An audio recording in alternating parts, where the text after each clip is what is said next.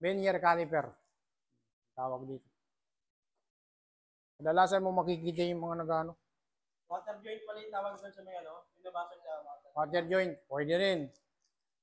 Tinignan mo sa catalog para sigurado. Water joint. Ano. Kapag susukat nito, pag ako nagsusukat nito, ganyan. Sukat dito kung lulusot.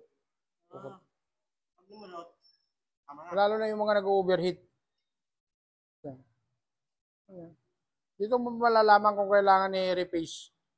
Repace sa tawag rito eh. Pag nire-repace. Yan. Halimbawa, lumusot yan dito. Yan. Sabihin, may problema.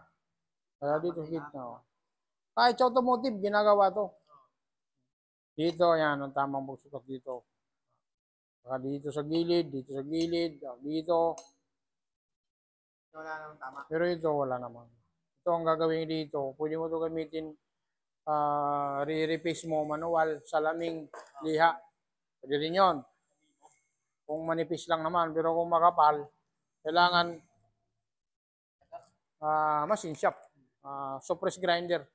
Suppress grinder. Pwede rin, suppress grinder. Ayan.